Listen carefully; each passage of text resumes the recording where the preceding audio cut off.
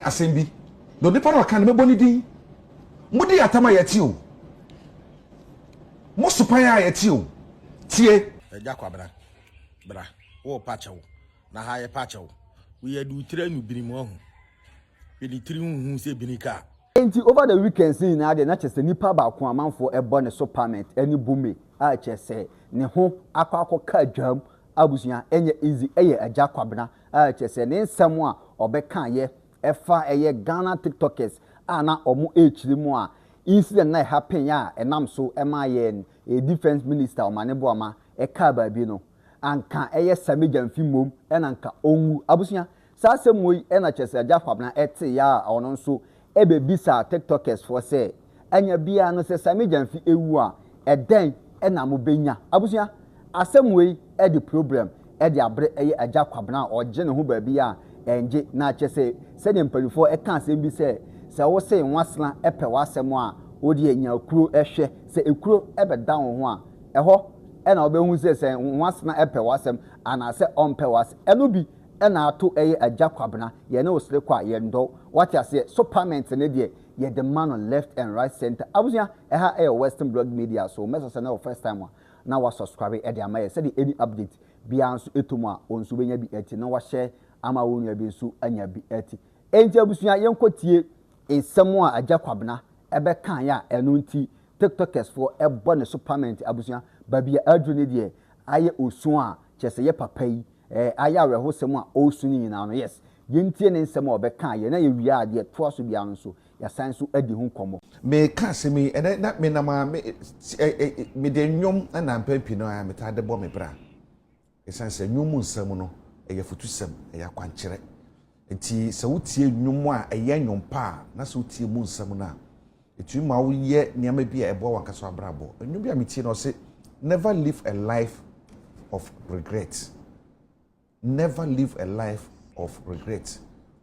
Man nya anti ma brabo a ebeye manumi ho abrabo da bi. Sa manumi ho abrabo no men ni bi da, men ye bi da. Na se men tina bi da, na se mo bi da. Sanketi wiase ase a nka na bi ho anka yenye. Said ye can you say life is like a teacher or like a school. The more you live, the more you learn. Enti se ye nim de besi chinenti ne pempi no ye bibi na ya nwene ho se na be ya sa okira ne koba yanka se mi hu ne yanka enra de atwa mu no ubu nkobohwe se enra me yemfumso bi enti enne san fumso no menye esansa wonim de baba chinenti no wo ye na de na wa ne yie se na be ya okina edura ubu nkobohwe wa chia wanka se de me ye manye ne yie manu me hu hoi aya ne kan ya yesan se wo ya ho bibia enye ye sa abre no menim se ye kasai obi da yare mpa so a abrabo bi obo ebri bi abese kwa ne etunufo na wontie no ene sa abrabo na obo ye no ama ne da fom na wontumi nsore asam o ka yare mpa so ne se sanka me hu yanka kasa futu ne de ma ebri bi abese nko no anka mtie de bo me bra anka nye ne se ne me da hoi sabre yi no aye too late no bibia enyeye. It never live a life of regret. Bomodian said the obeka ne no ebe de be so abachina. Your generational curses and your generational blessings. Bra Adam ni Eve edi ne bone omo edi aduaba na me no mienu ye ni hobi. Nanso saadi na oyeye no omo yeye umienu yeye no esusu sanso no yen kura na affect ye more eche womo a aye no sabre no eti dia wo ye ne no ke hu so china bubu ho akonta na makonta no bubu no bisa hu se bibu akonta eba mama botoyem ana akonta maka se mi hu ne yanka dwene ho na dwene ho ye bidamase na no pay enti insem we na chese Agya Kwabena ebe kan ya a lady no to a big trouble na chese ya born a supplement any boom but maybe me be so Sammy Gyamfi na papa we a defender no what I say ono campaigning time no in someone o kan ye efa eye baomia oni eye nanado dan kwa kufuado ehu a chese atemdidie nyina na ewo mu bi what I say na se ende obi nso edi na tem a won so akotena United Television so defend no what you say abusia me ewu asem ne de enye me lie but so obi edu obi atem ne de se wadu obi atem dan se yenso edu watem a eye normal abusia na wo de yentie Sammy Gyamfi nsemi a okan ye se ye se obi embu ade a yentie na asem a okan ye ne wi a ye sanso ewo other videos a ye ba behwe account na de no ho ahyi no ho abufu eye ba womia o se ye se de odi akire no osua de odi kan nante okoto nwa no ma ba womia no su de ban no de awo kodwopoku ne miracles aboaje mo dwani ahantan de bia no budi Ghana for atem why because ba womia kogina stage a asakura wonim se o ba hwanwom na ya woto nyame na shira yen na shimu sabotwe mamia o se nyame ashira wo ne samira na ahye Ghana for nyame shira wo se wo yere convoy makeup ite bere na onka se nyame ashira na ahye okogina stage so a nipa nya aduane ni nipa nya adwuma o se o sisi fia no bi o alaji mo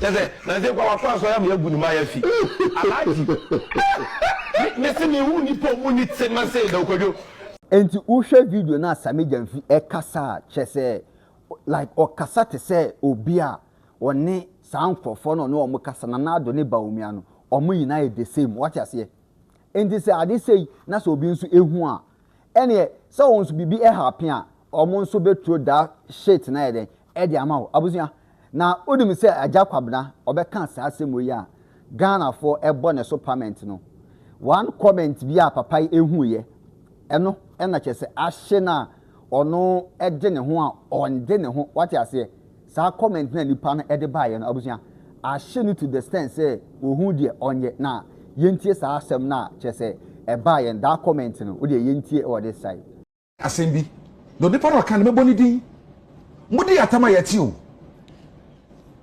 mo supan ya yeti o tie I say all these people are on big platforms. Go back to school and learn the journalism world. Kurasini journalist. Mutieniye. I say all these people are on big platforms. Go back to school and learn the journalism world. Kurasini journalist. Mutien do choice asemi or the two in the Facebook wall. Ni oboni din. Kofi Osun Cancer on a CEO. Adema National Entrepreneurship and Innovation Program. And I know Kasa de Fire Kunama. Really? Yes. Really? Kofi Owayere. Kofi Osun Cancer Owayere. So be catch how you say or your kurasi ni juma yenia about it. Mudi ya tabu sa sopa yesa yenum ni nyina o. There is this particular so your ba minimu no. Yesi osi e friend no Rashida Richlove Tamale. Second lady. Your friend Mrs. Baumia o. So no Samira Baumia.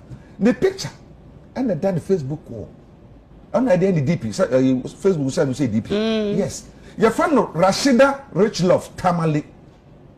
Sometimes you to be the same but to Facebook say near bisa questions near viewers near interacting. I read to be there at somewhere and yes so the I have to call somebody who's so closer to first second lady. Say they run here no. Me who need to send me screenshot to be na me send no.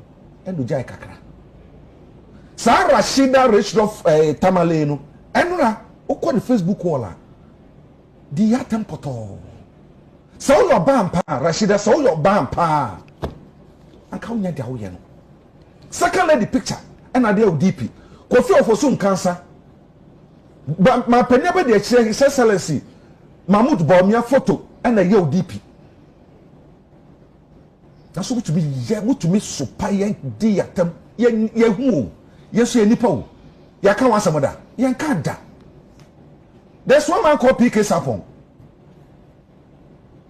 Say you let her think to be dim a tempo. Mankasa. Yo, yes, you nipa. asam no kana senfa vice ho kura na mo de bone be na yaye mo de mo kan yentie bone be pa Endi abusua sa insensem na chese Ghana fo ni bi nso echiri mu a omo nte omo ho ase because ade ne hyewa na hyew in the supermarket ne de omo san so bo papa yi left and right center week we de omo achechira so Agya Kwabena a chese mitumi hu se amanfo ni abare supermarket no ye bono na Afia Schwar ababedi nkomo na naba the traveler ono nso ababedi nkomo a chese ono de supermarket abusua any other nkrofo a omo nso ebo supermarket ni na yentie all this side. Agya Kwabena, come closer. Agya, walk kwasi ampeni. Agya, wa bua. Abro na Kevin Taylor. Eti social media. Edi na nado danko ekufu ado atem. Abra sa kwasi ampeni na friend Sammy Gyamfi. Woka se kum na nado maye no na wo hefa wo de wo kwasi ya because Sammy Gyamfi ataduane ama obusumi nti wo be ka kire ye de ye nye wo social media. Uni chance nka wakoma. Wa se wa bodam.